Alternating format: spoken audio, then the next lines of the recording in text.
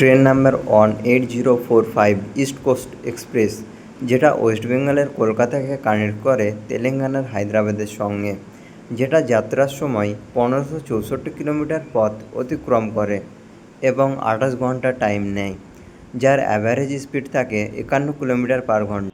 আজকে আমাদের জার্নি হতে চলেছে এই ট্রেনেই। ঘড়ির কাঁটায় এখন টাইম 11:17। ইস্ট কোস্ট এক্সপ্রেস তার নির্ধারিত সময়ের 2 মিনিট দেরিতে শালিমার স্টেশন থেকে রওনা দিল সেকেন্দ্রাবাদের উদ্দেশ্যে। শালিমার থেকে প্রতিদিন 11:15 ট্রেনটি ছেড়ে এবং তার পরের দিন সন্ধ্যা 5:30 চেল্লাপল্লী স্টেশনে পৌঁছে যায়।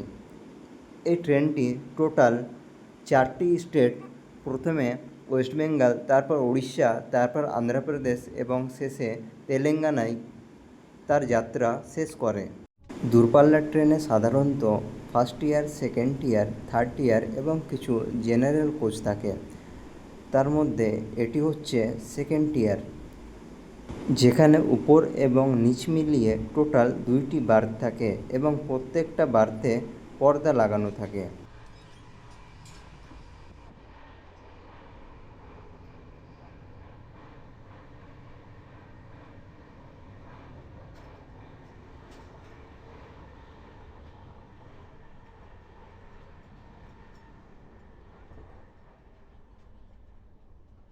এইবার আমরা প্রবেশ করলাম সেকেন্ড ইয়ার থেকে থার্ড ইয়ার ইকোনমির বগিতে।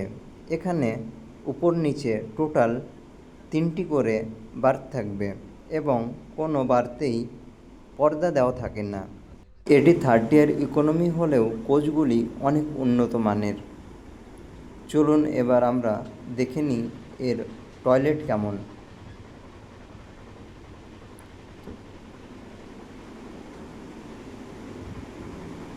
এটাই হচ্ছে টয়লেট ইকোনমি ক্লাসের।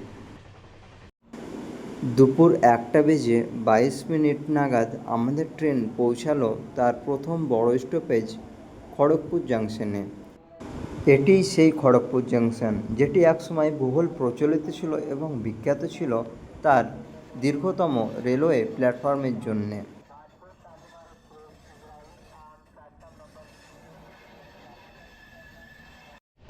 একটির পর একটি স্টেশন অতিক্রম করে আমাদের ট্রেন প্রবেশ করল তার পরবর্তী রাজ্য উড়িষ্যাতে। উড়িষ্যা রাজ্যের নাম শুনলে আপনাদের কি কিছু কথা মনে পড়ে সেই 2023-এর করমণ্ডল ট্রেন অ্যাক্সিডেন্টের কথা, যেখানে করমণ্ডলের সঙ্গে একটি মালগাড়ির অ্যাক্সিডেন্ট হয় এবং উল্টো দিক থেকে এসএমবিটি হাওড়া সুপারফাস্ট এক্সপ্রেসও একই জায়গায় অ্যাক্সিডেন্ট করে এবং শত শত মানুষের মৃত্যু হয়। আমাদের ট্রেন এখন দাঁড়িয়ে উড়িষ্যার খুর্দা রোড জাংশনে। এখানে আমাদের ট্রেনের 10 মিনিট হল্ট আছে। এখন রাত্রি 9টা। খাওয়া দাওয়া করে আমাদেরকে ঘুমোতে হবে, তাই স্টেশন থেকেই নিয়ে নিলাম আমাদের রাত্রের খাবার। রাত্রি পেরিয়ে সকাল হয়েছে, কিন্তু ট্রেনের বাকি সব যাত্রীগুলো এখনও ঘুমিয়ে আছে, কিন্তু আমি চটপট উঠে পড়লাম সূর্যোদয় দেখার জন্যে। ট্রেন থেকে প্রকৃতি এবং সূর্য একসঙ্গে দেখার জন্যে আমি দাঁড়িয়ে গেলাম ট্রেনের দরজার সামনে এবং সেই অপরূপ দৃশ্য যেন ছিল অতুলনীয়।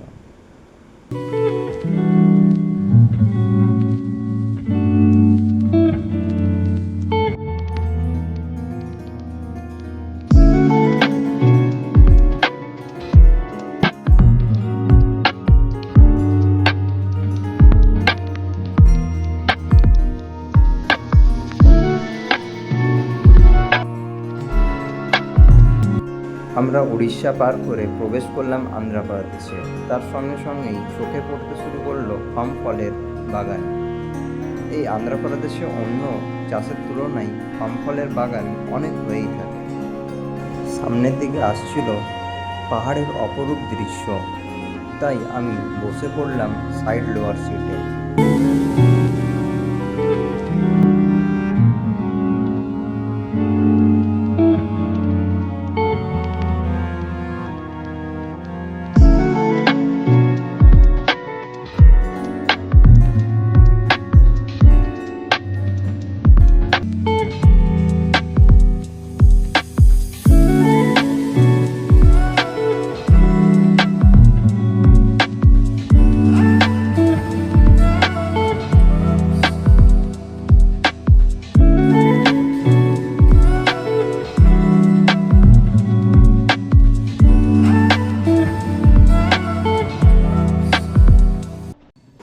আপনারা রেডমার্ক করা যেই পাহাড়টি সামনে দেখতে পাচ্ছেন এটি হচ্ছে বিজয়ওয়াড়ার গান্ধী হিল। এটি একটি ট্যুরিস্ট স্পট। এখানে আপনারা পেয়ে যাবেন পাহাড়ের উপরে টয় ট্রেন। যদি কোনো দিন বিজয়ওয়াড়া আসেন তাহলে অবশ্যই এটি ঘুরে যাবেন। বিজয়ওয়াড়া থেকে স্টেশন থেকে পায়ে হেঁটে মাত্র 10 মিনিটের পথ। আমাদের ট্রেন এখন প্রবেশ করছে বিজয়ওয়াড়া জাংশনে।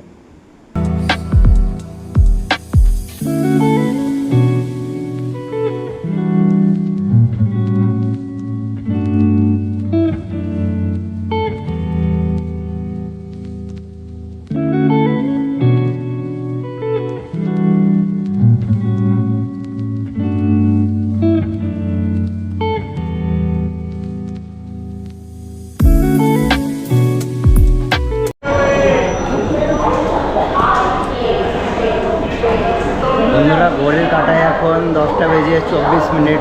আমরা এই মুহূর্তে এসে পৌঁছালাম অন্ধ্রপ্রদেশের সব থেকে বড় স্টেশন বিজয়ওয়াড়া জাংশনে। দেখতে পাচ্ছ কত ক্রাউডেড এরিয়া।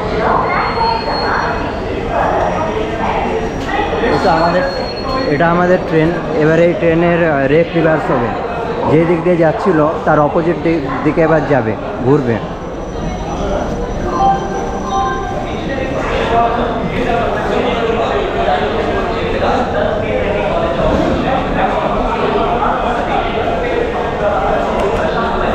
আর এই বিজয়ওয়াড়া জাংশনে আমাদের ভাগ হয়ে যাচ্ছে সাউথ আর নর্থ। এখান থেকে হায়দ্রাবাদ আলাদা হয়ে যাবে এবং আমাদের ব্যাঙ্গালোর যাওয়ার ট্রেনগুলো সব আলাদা হয়ে যাবে। বিজয়ওয়াড়া জাংশনে এখন আমাদের ট্রেন দাঁড়াবে টোটাল 20 মিনিট। তো আমাদের ব্রেকফাস্টের কিছু খাওয়া দাওয়ার ব্যবস্থা করতে হবে।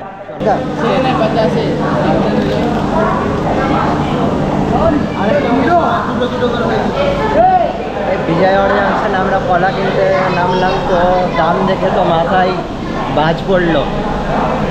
আমাদের সাধারণত কী হয়, আমরা 60 টাকায় 12টা কলা পাই। এখানে স্টেশনে 50 টাকায় 5টা কলা। আর আমাদের ওয়েস্ট বেঙ্গলে তো কেজি হিসাবে বিক্রি হয়, 20 টাকায় 1 কেজি, 30 টাকায় 1 কেজি। ব্যাপারটা হচ্ছে এটাই।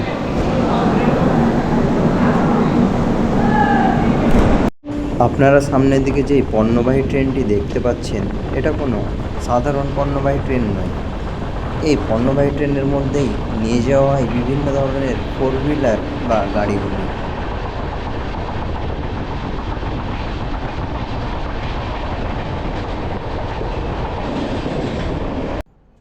অবশেষে 27 ঘন্টা দীর্ঘ জার্নির পর আমরা পৌঁছালাম আমাদের লাস্ট স্টপ ওরাঙ্গালে।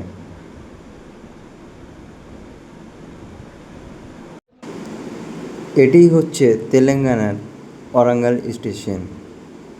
এই ওরাঙ্গাল বিখ্যাত তার কাকাটিয়া সাম্রাজ্যের জন্যে। তেলেঙ্গানার প্রত্যেকটা স্টেশন কিন্তু অনেক উন্নত মানের।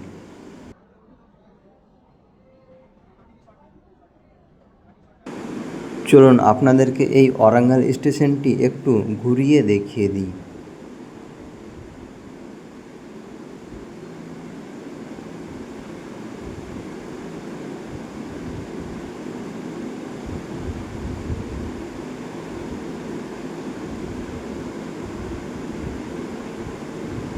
এই যেই বাম দিকে দেখতে পাচ্ছেন এটি চলে গেল একদম সেকেন্দ্রাবাদ, হায়দ্রাবাদের দিকে।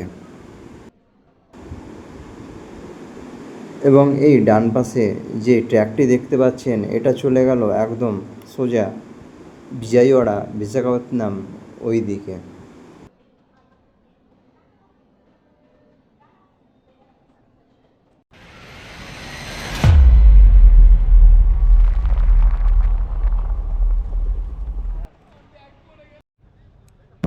আমরা এখন ওরাঙ্গাল স্টেশনের বাইরে বেরোলাম। আর আজকের ভিডিওটা এখানেই শেষ হলো। ভিডিওটা কেমন হয়েছে অবশ্যই কমেন্ট করে জানাবেন।